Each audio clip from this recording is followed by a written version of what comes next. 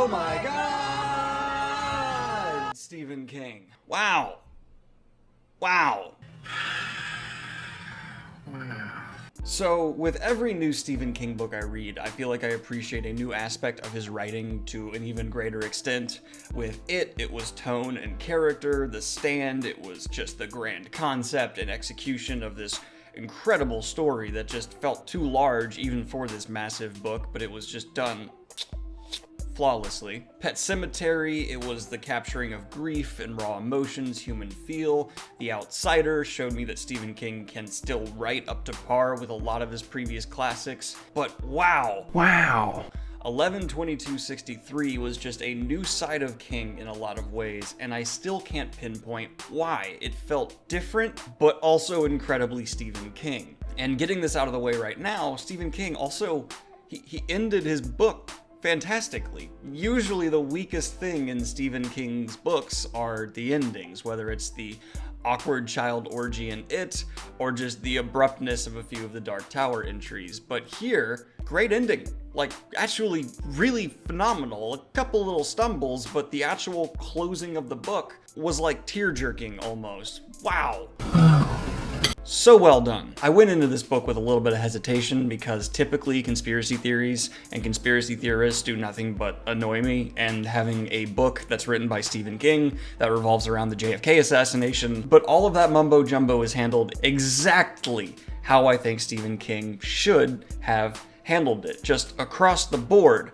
Every bit of execution here was King at the top of his craft. Whether it's an incredible tone, great character work, telling a story that has raw human emotion and makes the reader connect very intimately, the supernatural elements, so much just flowed. This is watching prime King still in action, and this book came out in 2011, which I think really proves that King can still hit with the heaviest, very impressive, many-decade-long career. Now, I can't talk about all this without getting into some spoilers here. It's a Stephen King book, and I feel like to do it justice, I need to do some mild spoilers. So if you have not read 11/22/63, leave, get out, unless you don't care about spoilers, in which case, how do you live like you do? So with all this being said, we follow a man who's going back in time to stop the JFK assassination because he finds a time portal, because plot, and this is the initiating incident. And from there, it's just him living in the years that he must live to get to the JFK assassination, kind of stalking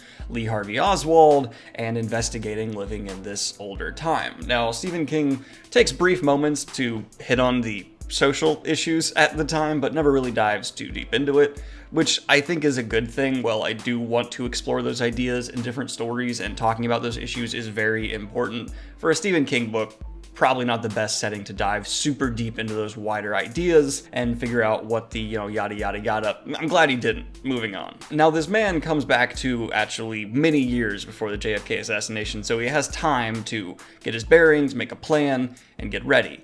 In that time, he falls in love, there's much more kind of in-depth things going on, and he even takes a trip to Derry, Maine. For Stephen King fans out there, big deal. That's the same town that It took place in and is referenced in countless other Stephen King stories. Which, I need to make a new whole other video talking about the Stephen King multiverse, because it's so impressive, it's so incredible, it's so subtly yet kind of directly and ham-fisted when it's appropriately done. There's like the obvious details, and your first read through, you're like, duh. But then there's the subtle things you only catch upon actually really diving deep into Stephen King mythos. It's perfect. It's got layers.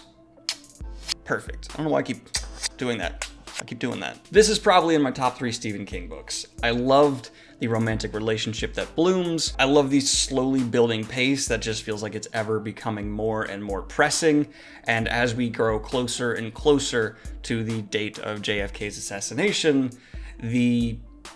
without getting into detailed end-of-book spoilers, the events that happen to prevent our protagonist from achieving his goal and the ways he has to subvert these obstacles was just such a good way of building tension. There's the typical Stephen King wider supernatural elements, like things trying to correct time, references to greater global conspiracy things, the children in Derry, and we do meet the children from It.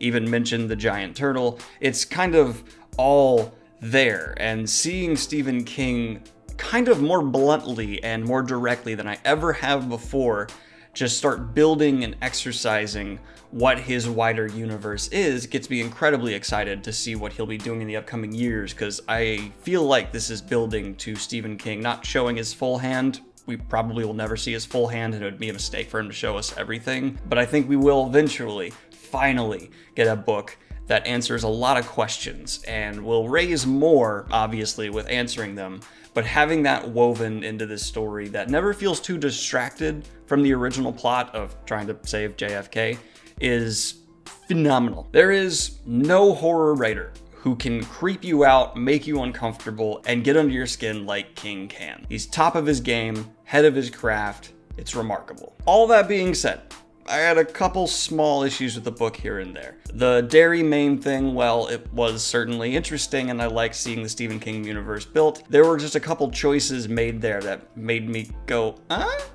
It feels a little jarring to have a character enter into a town that I'm already so familiar with from the book It, and kind of just feels like this massive shift, and while it was well done, I see why it was necessary.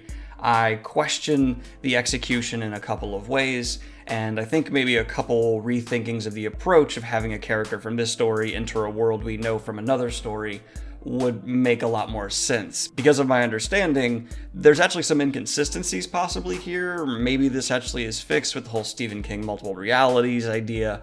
I'm not sure, but it raises so many questions. Now I feel like I have to go do homework to fully understand what exactly is being implied by this visit to Derry, Maine. And my final complaint was Stephen King, I want to be creeped out and scared when I read his books, and while there were horror elements and supernatural things happening, this is probably the least scary Stephen King book I've ever read and that I'm aware of existing. There's not really any moments of terror outside of just some like, oh no, she got cut kind of stuff. So yeah, I was a little disappointed there, and I feel like there's an expectation with King where horror will be prevalent at the forefront, and it's not. This is not a horror book, I'd even go as far as to say. This is more of a suspense, mystery, thriller type where you're following a man who's just murdering. He's just murdering. Oh boy, here I go killing again. So I wasn't overwhelmingly disappointed by that once I realized this isn't going to be a scary Stephen King book like The Outsiders. It's just going to be more of telling a story he wants to tell. But I do think many people who even maybe pick this up as your first Stephen King book might be severely disappointed or get the wrong idea. I do like, though, changing up the Stephen King universe flow and actually having more of a open to other genres interpretations of what's happening in this multiverse. That's certainly what Dark Tower is doing. But again, it's just jarring to go from It, The Shining, The Stand, 11/22/63. It just doesn't fit in terms of the execution of the genre, which I think will pan out, but certainly is jarring now. Overall, I recommend this to any and all Stephen King fans. I will not recommend it as an introductory to King book, though. If you have not read King before, I recommend starting with Pet Sematary or It, maybe even The Stand if you're really ambitious. But in my opinion, this book is simply something that every Stephen King fan should read, but is not a good introduction while being a solid Stephen King entry. That's what I think of 11/22/63. Let me know what you think in the comments down below. Like and subscribe if you have not already. Hit the Patreon if you want to support me and what I do here. Every dollar means so much. And I right now am really working on getting a lot of videos backlogged because in the next coming months I have a couple vacations planned that I need to take, and I don't want you guys to be content starved.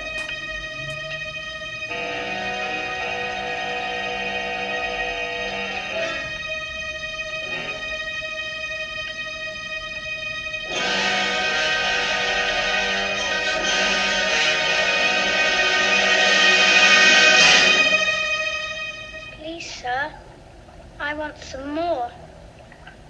What? So in the future, get ready for many weeks previously recorded videos because those will be happening as well. Anyway, guys, I'll talk to you soon. Have a good one. Peace.